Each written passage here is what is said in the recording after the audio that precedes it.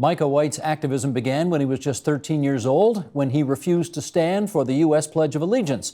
That drive for change led him to help create the Occupy Wall Street movement. Now the former Adbusters editor has a new view. Protest, he says, is broken. He's the author of The End of Protest, a new playbook for revolution, and Micah White joins us now on life after Occupy and the future of protest. Good to meet you. Nice to have you here. Thank you so much for having me. Shall we go down memory lane a little bit here? Sure. Check the monitor out up there. Okay. Go ahead, Sheldon. Roll it. I'm homeless. I'm unemployed. I have a college degree. I think that it's going to reach a boiling point very soon because this is just part of the people that are disenfranchised in America. All over the world, we're seeing this kind of demonstration starting. We see it growing. We see people all over the world being more and more aware. And I hope it is coming and starting in the United States. So I hope this is the beginning of something big. That started as an idea and ended up going to 82 countries. So let's start with the idea. Where did it come from? Well, it came from a kind of magical collaboration that I had between Cullen Lassen, the founder of Adbusters magazine, and I was an editor at the time. It was my dream job. Adbusters being a Vancouver-based kind of anti-consumerism magazine. And at that time, if you go back to 2011, there was this worldwide uprising called the Arab Spring. And the people in Egypt had gone into Tahrir Square and they demanded that Mubarak step down, and they resisted thugs sent to beat them up, and Mubarak did step down. And then that passion spread to Spain, and the people of Spain started going into their squares, and they started holding these democratic general assemblies. So Cullen and I were brainstorming on the phone, how can we bring this to America? And we basically came up with this idea. We wrote a tactical briefing, basically an email to our subscribers of the magazine, and said, hey everyone, if we can combine what they're doing in Egypt with what's happening in Spain and bring that to America, we can kick off a revolutionary moment in this country. We can get money out of politics. We can fundamentally change the way things work. And the time was so ripe that within 24 hours of sending that out, activists in New York, they took it up, they ran with it, they made it their own, and eventually Occupy Wall Street happened. Created a Twitter account, Occupy Wall Street NYC, and then you're really off to the races after that. Right, yeah, I created the account and I kind of managed that, and then someone else created another one, and right before the movement, we basically, right before it began, we just gave those things over. So I sent the very first tweet, I created the first account, but then I gave the password away. And what made you think that this kind of protest was different from anything that had preceded it? I think part of it was the historical situation that was going on, and I think that part of it also was this new shift towards leaderlessness that we were seeing in Spain. That was really inspiring, I think, to see that the people of Spain were kind of doing these consensus-based general assemblies, and they weren't marching, they weren't, but instead they were kind of like manifesting the ideal of democracy. So I think it had some kind of magical thinking about we could manifest a perfect form of democracy and But just follow that thread through. What did you think that you might be able to achieve by doing this? I think that, the sky was the limit. I think that Cullen and I think a lot of people were thinking about regime change in the sense of getting rid of the power of money to influence our democracy, which, in 2010, the US Supreme Court said that corporations and unions can give unlimited money to candidates. And we know that the candidate who spends the most wins 90% of the time. And so we were trying to overturn a decision made by the highest court, which, at that time it sounds naive now, but they had toppled the Tunisian dictator. They had toppled the dictator of Egypt. We thought we could topple the financial dictator of America. And how much of that plan do you think actually came true? Well, we didn't achieve that goal for sure, and that's why I call Occupy Wall Street a constructive failure.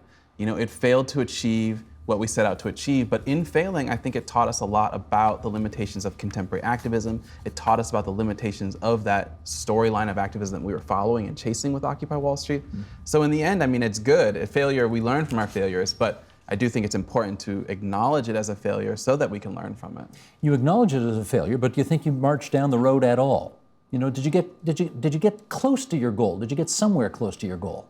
I think that every social movement, every protest is really it's like testing a hypothesis.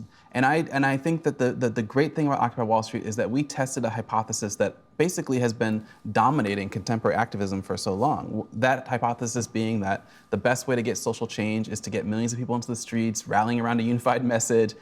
We tested that, and I think that we definitively tested that. I think that we created something that spread to 82 countries, 1,000 encampments. I mean, you can't really say it should have been bigger or we should have had more people. No, it was plenty big. It was plenty big, Yep. you know? So the beautiful thing is we tested that hypothesis, we tested that idea, and now we know it's not true. So that, I think, is kind of the gift of Occupy. Here's something you wrote in the book. Activism is in crisis. Occupy was the strongest, most sophisticated, and broadly based social movement in 50 years, and we were completely unable to sway the balance of power. Do you know why? Do I know why? You were unable to sway the balance of power. I think it's because and basically our theory of change was wrong. I think that at the very base of it, the people in power don't have to listen to protest. This is I think something that we don't want to hear. We don't want to hear that because it means maybe we don't live in a democracy. But the fact is that we've been operating under this illusion that there's some sort of law that says, hey, if you can get X number of people into the streets, then, well, because we live in a democracy, your representatives will somehow have to listen to you. But that's... Well, because it sometimes does work. It seems to work in some cases, and it's very strange. I think that it sometimes works when it works to justify a pre-existing tendency within the government. For example, they kind of overthrew Mubarak because Mubarak stepping down was kind of what the Western geopolitical system wanted. And so they could point to the protesters and they could say, look, you have people in the streets, you have to listen to them, you need to step down. But when those exact same tactics were basically imported into America, Obama completely ignored the movement. He didn't mention Occupy Wall Street until it was evicted from Zuccotti, until basically he was sure that it was done is when he started to kind of talk about it. Zuccotti, that park in New York City. Right, the park the first encampment, So I think that gives us this that's one of the reasons activists make a mistake, is because we start to see that sometimes protests seem to work, but it seems like that's in the times when it kind of justifies a pre-existing disposition of the government. It's weird. Well, I know when we covered it here on this station that one of the things that occasionally we discussed and found frustrating was when you would try to interview the leader of Occupy, there was no such thing. And when you tried to get the single message that came out of Occupy, there was no such thing. Have you come to the conclusion that that was a mistake? I mean, it's a difficult question because, like I'm saying, I think that we were testing a hypothesis. And so at that time, you have to realize you can't just you're dealing with pre-existing culture. And so at that time, Adbusters put forward this idea of the tactical briefing. And we said to people, when we also made a poster, and the top of the poster it says, what is our one demand? And we told people, let's go down to Wall Street, let's come up with our one demand, and let's make that one demand, set up a presidential commission to get money out of politics. So, but the thing is, I was based in Berkeley, California, Cullah and Adbusters based in Vancouver. So when the idea went to New York City, it was taken up by people who believed in something called prefigurative anarchism, which I had never heard of. And under that paradigm, you don't make demands. Instead, you build the ideal society within the microcosm of the protests. And so it wasn't so much a mistake as it was the only way it could have gone. But the notion of putting the needs of the 99% front and center, you did do that. Do you take some satisfaction out of that? I think that the beautiful thing of Occupy is that it did give us this idea of horizontalism and leaderlessness, that we should no longer invest the will of our movements into single individuals, and that there is a kind of power in the group, which is really an idea that we kind of got from Spain. They also, with their consensus-based assemblies, it's not something we just made up, it was something that was kind of floating around the global movement. I think that was beautiful. I think it's true. And I think that leaderlessness wasn't a complete failure, but the way in which it was practiced during Occupy with a very strict consensus-based, it paralyzed us. We could not come to complex decisions. We, in fact, like you're saying, we could not put forward articulate spokespersons because people like Cullah and I and other articulate spokespersons would recuse ourselves. In fact, we would say, we're not taking any interviews. And there was a kind of tendency to tear down any potential leaders or any charismatic individuals. So the way in which leaderlessness was practiced, I think, was possibly not correct, but the ideal, I think, is still something that we need to figure out and chase after. Here's another quote from the book. Activism, you say, is at a crossroads. We can stick to the old paradigm, keep protesting in the same ways and hope for the best, or we can acknowledge the crisis, embark on wild experimentation, and prepare for revolution. Okay, I got to know what some of that means in there. Wild experimentation means what? So I think, activism and protest is basically in a paradigm crisis. And when a crisis is in paradigm, or when a paradigm is in crisis, you can't just the only way to break out of it is to replace it with a new paradigm. So we can know that protest is broken, but the only way to fix protest is to figure out, well, what are the other ways of doing the protest that would break us out of this? And the way to get there is only through experimentation. So I think that we need to, one of the things I talk about in my book is basically, are there other theories of social change than just direct action, the idea of putting our human bodies into the streets? Are there other ways of conceiving of social change? And would those other theories give us new tactics, new ways of thinking about doing social protest? I got a radical idea for you. Okay. Why don't you run for office? I think that is something that activists need to start thinking about. Take over. I absolutely agree with you, and I think so. If you look at what happened in Spain, their movement arose in 2011 around the time of an election, and at that time they said, "You don't represent us. We're not going to get engaged in politics."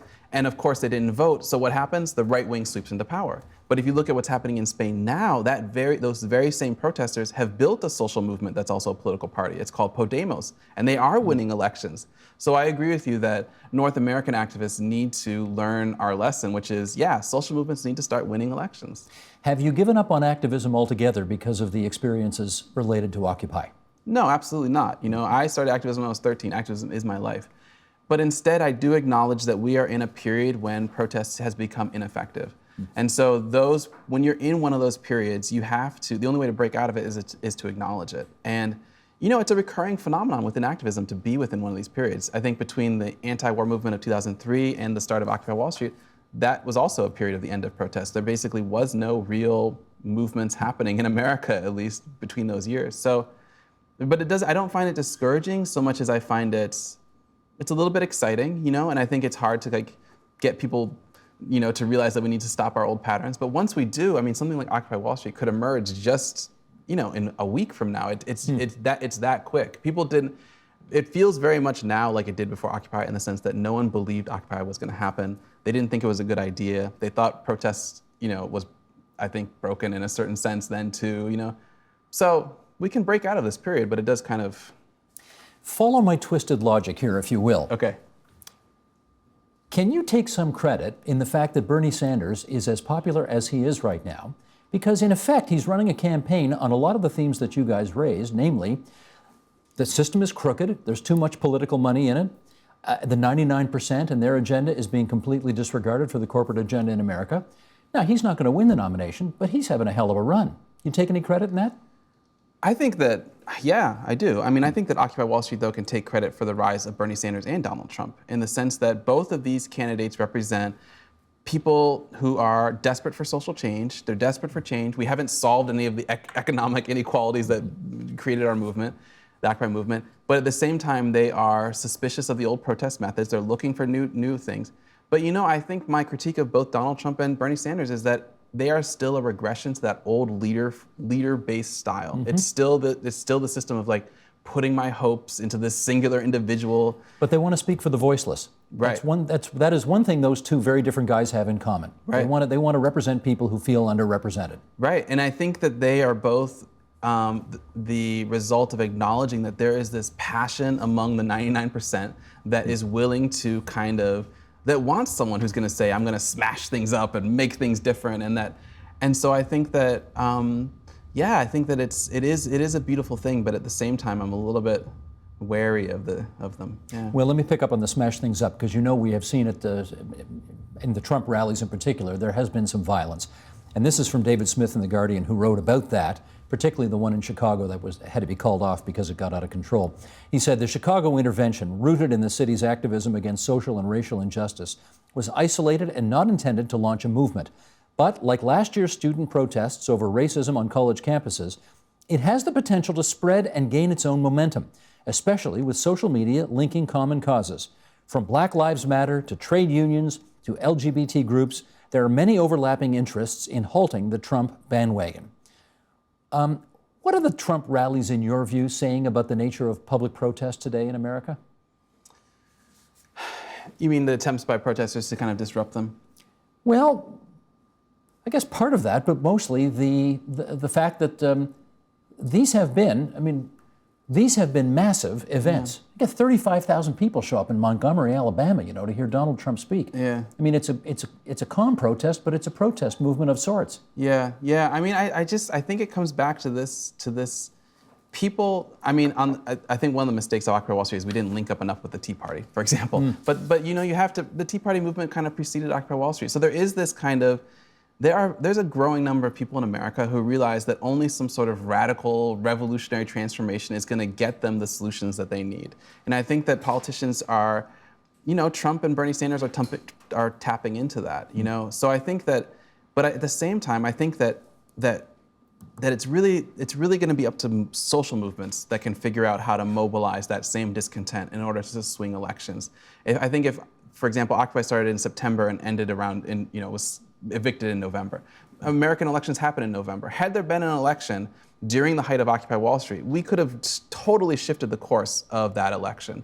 And so I think that what I would say to people who are going into the Trump rallies and kind of disrupting is we need to think bigger than that. I think that disrupting the Trump rallies is like, that's small game in terms of activism. I mean, any activist can do that with 20 friends. Yeah. What's bigger than that, though, is to figure out how would you build a social movement that could beat Donald Trump in an election? Rather than trying to disrupt him, let's eclipse him. Let's use that kind of fire that he's tapping into that we basically created. I mean, we created that intensity, you know? And so I think that's kind of where I'm leaning towards. Ironically, he's spending the least amount of money out of all the candidates. So Isn't it's that- not always money. Yeah, isn't that It's interesting? not always money. You know? But you talk, let's just finish up on this. You talk about revolution. And, you know, for some people, the word revolution is a very scary word. And I guess I need to know, when you talk about revolution, are you talking about overthrowing the republic? You want a different form of government? What are you talking about? That's a really good question. I agree with you. I think that one of the fascinating things about contemporary politics is that we have become we've started to believe that maybe revolution isn't possible and maybe it's not even desirable. I think that a lot of people on the left looking at Stalin, Mao, all communist revolutions. Lots of people die when you have revolutions. Absolutely. Yeah. We start to see them now as kind of a negative thing perhaps. But I think the core thing to understand is that revolution is part of the process of human civilization. Revolutions are necessary to getting us to the next step in human civilization. So when I talk about revolution, what I'm really talking about is a change in legal regime. Whether that is a new laws that get money out of politics or a fundamental reorientation of the government, I think that the core idea is that it needs to be that the people, the 99%, are the ones who decide on the laws, that choose the way that the government shall be. But I don't think that revolution today is going to look like any revolution in the past. Revolutions never look like, the Russian Revolution didn't look like the French Revolution, and so Occupy didn't look like the Russian Revolution. And I think that people who think that it's going to be some sort of armed insurrection in the streets and all this kind of stuff, they're just living in the past. No, it's going to be much more like some sort of beautiful kind of awakening, like Occupy, where all of a sudden people are just like, they switch their allegiance. That's how I think it's going to happen. And all of a sudden it's just like, oh yeah, we don't really believe in this government anymore. And what we do believe is that this social movement is capable now of governing, and that if it does govern, it's going to be better for all of us. So I think it's going to be nonviolent and largely kind of like a spiritual and beautiful experience, kind of like an awakening more than like a struggle, When you do it, we look forward to covering it. Thank you. Thanks for making the trip in from Oregon today to be with us tonight here on TVO. Thank you, it's my pleasure. Micah White, The End of Protest, a new playbook for revolution. Great to meet you. Thanks, Micah. Wonderful. Help TVO create a better world through the power of learning. Visit supporttvo.org and make a tax-deductible donation today.